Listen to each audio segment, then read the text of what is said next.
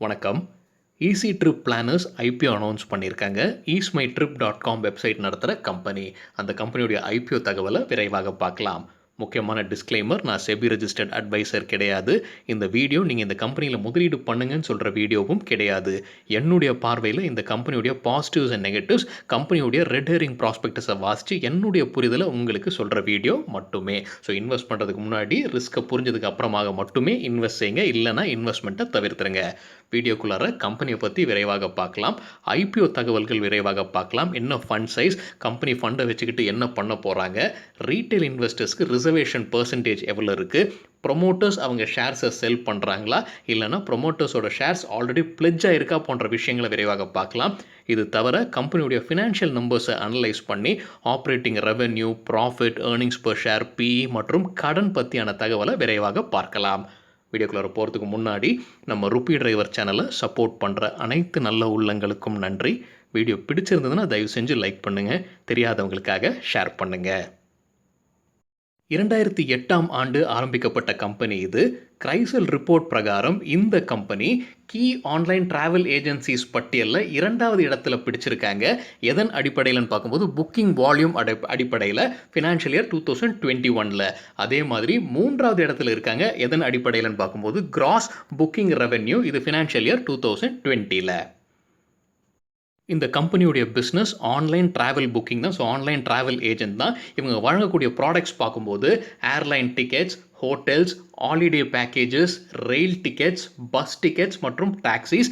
இது தவிர travel insurance மற்றும் விசா ப்ராசஸிங்க்கும் இந்த கம்பெனி உதவி செய்கிறாங்க. இதில் பெரும்பாலும் அவங்களுக்கு ரெவென்யூ வரக்கூடியது பார்த்தீங்கன்னா ஏர்லைன் டிக்கெட்ஸும் ஹோட்டல்ஸும் தான். அதே மாதிரி அவங்க வெப்சைட், ஆப்ஸில் எல்லாமே அட்வர்டைஸ்மெண்ட் வழியாகவும் ரெவென்யூ ஜென்ரேட் பண்ணுறாங்க.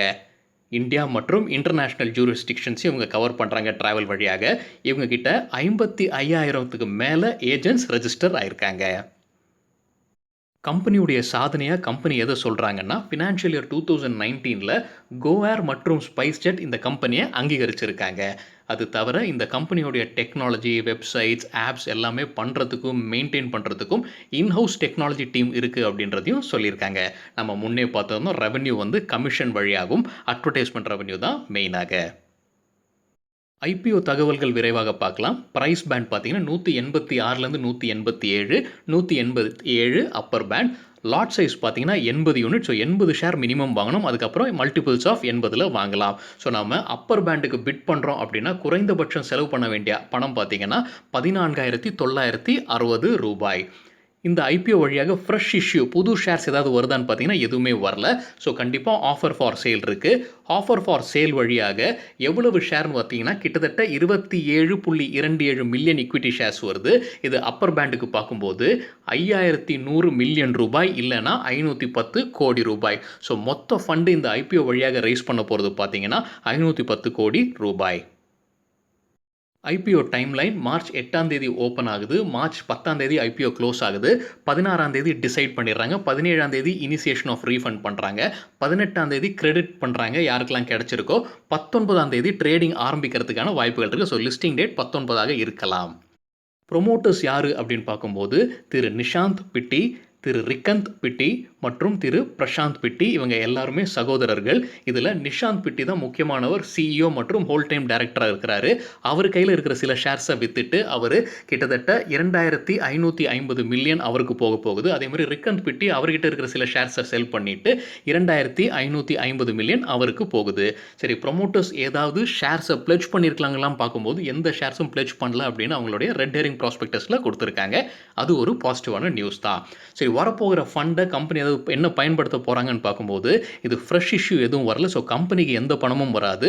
ஆஃபர் ஃபார் சேல் வழியாக தான் அனைத்து ஷேரும் வருது. அது அந்தந்த ப்ரொமோட்டர்ஸ் கைக்கே போயிடும். ஸோ கம்பெனிக்கு எந்த பணமும் இந்த ஐபிஓ வழியாக வராது.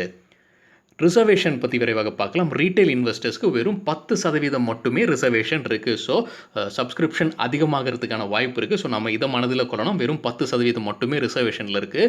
QIB போர்ஷன், குவாலிஃபைட் இன்ஸ்டிடியூஷனல் பையர்ஸ்க்கு 75%, நான் இன்ஸ்டிடியூஷனல் போர்ஷனுக்கு 15% ரிசர்வேஷன் அலோகேஷன் பண்ணியிருக்காங்க. ஸோ 10% கொஞ்சம் கம்மியாக இருக்குது அப்படின்னு நம்ம புரிஞ்சுக்கலாம். சரிங்க. இப்போ நம்ம ஸ்க்ரீன்ல பார்த்துக்கிட்டு இருக்கிறது கம்பெனியுடைய கடந்த 3 ஆண்டுகளுடைய ஃபினான்ஷியல் டேட்டா. அவங்க ரெட் ஹெரிங் ப்ராஸ்பெக்டஸ்லேருந்து எடுத்திருக்கிறது. 3 வருஷ ஃபினான்ஷியல் டேட்டா தான் நம்ம கையில இருக்கு. 5 வருஷம் இருந்தா நல்லாயிருக்கும். முக்கியமான தகவல் இங்க இருக்கிற நம்பர்ஸ் எல்லாமே மில்லியன் ரூப்பீஸ்ல இருக்கு. நம்ம இது ஒவ்வொன்றையும் டீட்டெயில்டா பார்க்கறதுக்கு முயற்சிக்கலாம். இப்போ நம்ம முக்கியமா சிலத பார்ப்போம். ரெவென்யூ ஃப்ரம் ஆப்பரேஷன் பார்த்தீங்கன்னா 2018லேருந்து 19 அதிகரிச்சிருக்கு கொஞ்சம். அதே மாரி 19ல 20ம் அதிகரிச்சிருக்கு. ஸோ நல்ல விஷயம் தான். ஆனா முக்கியமா கவனிக்க வேண்டிய விஷயம் எதுன்னு பார்த்தீங்கன்னா, profit for the year after டாக்ஸும் பார்த்தீங்கன்னா 2018லேருந்து 19 அதிகரிச்சிருக்கு நல்லாவே. அதே மாரி 19லேருந்து 20ம் நல்லாவே அதிகரிச்சிருக்கு. நான் சொல்ல வந்த விஷயம் இப்பதான். அதர் இன்கம் பார்த்தீங்கன்னா, எல்லாமே ரொம்ப அதிகமா இருக்குன்றது என்னுடைய தாழ்மையான கருத்து. ஏன்னா, அவங்களோட கடைசி ப்ராஃபிட் பார்த்தீங்கன்னா, இந்த அதர் இன்கம்ம மைனஸ் செஞ்சுட்டோம் அப்படின்னா, நெகட்டிவ்ல போறதுக்கான வாய்ப்புகள் நெறையாவே இருக்கு. ஸோ இதுதான் என்னுடைய பார்வைக்கு நெகட்டிவா இருந்தது. சரிங்க. ரெவென்யூ ஃப்ரம் ஆப்பரேஷன் அதிகரித்தத நம்ம பார்த்தோம். எவ்வளவு அதிகரிச்சிருக்கு அப்படின்னு பார்ப்போம். 2018லேருந்து 2020 வரைக்கும் சிஏஜிஆர் வழியாக காம்பவுண்டட் ஆனுவல் குரோத் ரேட் வழியாக பார்க்கும்போது, ஆண்டுக்கு 18.7% இருக்கு. வெறும் கடந்த ஆண்டு மட்டும் பார்க்கும்போது 39.4% இருக்கு. சரி, EBITDA earnings before interest, tax, depreciation and amortisation இதுதான் ஆப்பரேட்டிங் ப்ராஃபிட்னு சொல்லுவோம். இத பார்க்கும்போது கொஞ்சம் நெகட்டிவா இருக்குங்க. 2018ல மைனஸ்ல இருக்கு. 2019லயும் மைனஸ்ல இருக்கு. 2020ல நல்லா இருக்கு. 125.81. ஏன் இது 2 நெகட்டிவ்ல இருக்குன்னு பார்க்கும்போது, என்னுடைய புரிதல் அந்த அதர் இன்கம் ஃபேக்டர் தான். அதே மாரி இபிட்டா மார்ஜின் நெகட்டிவ்ல இருக்கிறத நான் கால்குலேட் பண்ணல. ப்ராஃபிட்ல இருக்கிறது பார்க்கும்போது 8.92% மட்டுமே. ஸ்டாண்ட் அலோனா இது கணிக்க முடியலைங்க. இவங்க காம்படிட்டர்ஸ் கூட கம்பேர் பண்ண முடிஞ்சதுன்னா நல்லாயிருக்கும். சரி, profit for the year after tax பார்க்கும்போது 2018லேருந்து அதிகரிச்சதை நம்ம பார்த்தோம். சரி, எவ்வளவு அதிகரிச்சது அப்படின்னு பார்க்கும்போது, சிஏஜிஆர் வழியாக 18லேருந்து 20க்கு ஆண்டுக்கு 128.9% அதிகரிச்சிருக்கு. நல்ல நியூஸ் தான். ஆனா அதர் இன்கம் இருக்கு. அது மனசுல கொள்ளணும். அதே மாரி ஃபினான்ஷியல் இயர் 2019லேருந்து 20 பார்க்கும்போது 18.10 இருந்தது. சரிங்க. ROE மற்றும் ROCE. ROE return on equity, ROCE return on capital employed இரண்டுமே எவ்வளோ அதிகமா இருக்கோ அவ்வளவு நல்லது. இதுவும் பார்த்தீங்கன்னா மேலேயும் கீழயுமா இருக்கு. 2018லேருந்து 19க்கு நல்லா அதிகரிச்சிருக்கு. மறுபடியும் 19ல 20 இறங்கியிருக்கு. ROCயும் அதே மாரி தான் 18லேருந்து 19க்கு நல்லாவே அதிகரிச்சிருக்கு. அப்புறம் 19லேருந்து 20 குறைஞ்சிருக்கு. கம்பெனியுடைய கடன் தகவல்கள் என்னுடைய பார்வைக்கு எட்டிய வரைக்கும் எந்த கடனும் இல்ல. ஸோ கடன் இல்லாத கம்பெனின்னு தான் நான் நினைக்கிறேன். ஆனா சில ஃபினான்ஷியல் ஆப்ளிகேஷன்ஸ் கம்பெனிக்கு இருக்கு. அத மீட் பண்ண முடியுமான்னு செக் பண்ற ரேஷியோ தான் இன்ட்ரெஸ்ட் கவரேஜ் ரேஷியோ. இது எவ்வளோ அதிகமா இருக்கோ அவ்வளோ நல்லது. ஆனா ஃபினான்ஷியல் இயர் 2018லயும் 2019லயும் பார்த்தீங்கன்னா நெகட்டிவ்ல இருக்கு. 2020ல பார்க்கும்போது 3.83 இருக்கு. ஏன் நெகட்டிவ்ல இருக்குன்றது பார்த்தீங்கன்னா, அவங்களோட இபிட்டா வந்து நெகட்டிவ்ல இருந்தது நம்ம முன்னே பார்த்திருந்தோம். கம்பெனிக்கு சில லீகல் கேஸஸ் போய்க்கொண்டிருக்கு. அந்த லீகல் கேஸஸ தோத்துட்டாங்கன்னா, அவங்க பணம் கட்டுற மாதிரி இருக்கும். அந்த தகவல் தான் இப்ப நம்ம ஸ்க்ரீன்ல பார்த்துக்கிட்டு இருக்கோம். லிட்டிகேஷன் அண்ட் கிளைம்ஸ்ல $667.68 மில்லியன் இருக்கு. Paytm மற்றும் மேக் மை ட்ரிப் போன்ற கம்பெனிகள் கூட கேஸ் நடத்திக்கிட்டு இருக்காங்க. அந்த கம்பெனி தான் இந்த கம்பெனி மேல கேஸ் போட்டிருக்காங்கன்றது என்னுடைய புரிதல். இது தவிர சர்விஸ் டாக்ஸ், கேரண்டீஸ் மற்றும் இன்கம் டாக்ஸ் கேஸும் இந்த கம்பெனி மீது போய்க்கொண்டிருக்கு. ஸோ ஒட்டுமொத்த வேல்யூ பார்த்தீங்கன்னா $1433 மில்லியன் இருக்கு. கம்பெனிக்கு கடன் ஏதும் இல்ல அப்படின்றது புரிந்திருந்தாலும், கம்பெனி வந்து 2 வொர்க்கிங் கேப்பிட்டல் டிமாண்ட் லோன் ஃபெசிலிட்டீஸும், பேங்க் ஓவர் டிராஃப்ட் ஃபெசிலிட்டீஸும் எடுத்திருக்காங்க. இது கிரேட் பிரிட்டன் பவுண்ட்ஸ்ல எடுத்திருக்காங்க. ஸோ ஒட்டுமொத்த வேல்யூ பார்க்கும்போது $172.77 மில்லியன் வருது. இது அவங்களோட சப்சிடி கம்பெனியான ஈஸ்ட் மை ட்ரிப் யுகே வழியாக எடுத்திருக்காங்க அப்படின்றது என்னுடைய புரிதல். சரிங்க. இந்த கம்பெனிக்கு 2 சப்சிடி கம்பெனி என் பார்வைக்குப்பட்டது. 2மே லாஸ்ல போய் கொண்டிருக்கு. ஒண்ணு வந்து ஈசி புரொடக்ஷன்ஸ் பிரைவேட் லிமிடெட். இந்த கம்பெனி என்ன பண்றது அப்படின்ற தகவல் எனக்கு தென்படலைங்க. அதே மாரி ஸ்னோபி பிரைவேட் லிமிடெட்ன்றதும் இந்த கம்பெனியுடைய சப்சிடி கம்பெனி தான். ஸோ 2மே பார்த்தீங்கன்னா நஷ்டத்துல போய் கொண்டிருக்கு. இந்த கம்பெனி என்ன செய்றாங்கன்ற தகவல் என் கண்ணுக்கு தென்படல. அத நான் செக் பண்றதுக்கு முயற்சிக்கிறேன். ஏர்னிங்ஸ் பெர் ஷேர் இது நான் கால்குலேட் செய்யல. அவங்க ரெட் ஹெரிங் ப்ராஸ்பெக்டஸ்லேருந்து அப்படியே எடுத்திருக்கோம். 2018ல 0.61, 2019ல 2.7, 2020ல 3.19. ஸோ இது வச்சு நம்ம PE கால்குலேட் செய்யறதுக்கு முயற்சிக்கலாம். அதற்காக கரண்ட் மார்க்கெட் பிரைஸாக அப்பர் பேண்ட் IPOடது எடுத்துக்கலாம் 187. ரெட் ஹெரிங் ப்ராஸ்பெக்டஸ்லேருந்து நமக்கு கிடைச்ச ஏர்னிங்ஸ் பெர் ஷேர் 3.19. இது ஃபினான்ஷியல் இயர் 2020க்கு. ஸோ இது வச்சு நம்ம PE கால்குலேட் செய்யும்போது 58.62ன்னு வருதுங்க. இது கொஞ்சம் பெரிய நம்பரா எனக்கு தோணுது. ஆனா பியர்ஸ் கூட கம்பேர் பண்ணா தான் தெரியும். ஆஃப்டர் IPO நமக்கு அதே வேல்யூ தான் வருது. ஏன்னா புதுசா எந்த ஷேர் எண்ணிக்கையும் அதிகரிக்கல. அதே ஷேர் கவுண்ட் தான் இருக்க போகுது. ஏன்னா புது ஷேர்ஸ் வரல. ஸோ PE பார்த்தீங்கன்னா 58.62 இருக்கு. இது எனக்கு காஸ்ட்லியா தோணுது. உங்கள் பார்வைக்கு எப்படி இருக்குன்றத தயவு செஞ்சு கமெண்ட் செக்ஷன்ல சொல்லுங்க.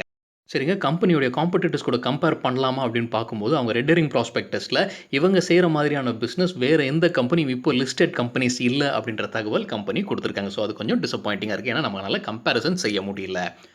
வேற இன்னொரு விஷயம் ரெட் ஹெரிங் ப்ராஸ்பெக்டஸ்ல குடுத்திருக்கிறது, இந்த ஃபினான்ஷியல் இயர் 2021 உடைய முதல் 9 மாதத்துடைய டேட்டா குடுத்திருக்காங்க. ஆனா அத கம்பேர் செய்றதுக்கு போன ஃபினான்ஷியல் இயர் உடைய ஃபர்ஸ்ட் 9 மந்த்ஸோட டேட்டாவ அவங்க குடுக்கல. ஸோ ரெவென்யூ பார்த்தீங்கன்னா 492.53 மில்லியன். அதே மாதிரி அதர் இன்கம் பார்த்தீங்கன்னா அதுவும் அதிகரிச்சிருக்கு. அதே மாதிரி ப்ராஃபிட் ஃபார் த இயர் பார்த்தீங்கன்னா இருக்கு 311 இருக்கு. ஏர்னிங்ஸ் பெர் ஷேரும் 2.86 இருக்கு. ஆனா ஸ்டாண்ட் அலோன் நம்மளால எதுவும் கணிக்க முடியல. அது கம்பேரிசன் டேட்டா குடுத்திருந்தாங்கன்னா நல்லா இருந்திருக்கும். சரிங்க. இதுதான் என்னுடைய பார்வைக்கு சில விஷயங்கள் இந்த கம்பெனிய பத்தி. உங்களுக்கு இந்த கம்பெனிய பத்தி கூடுதலான தகவல் தெரியும் அப்டின்னா, தயவு செஞ்சு பகிர்ந்து கொள்ளுங்க.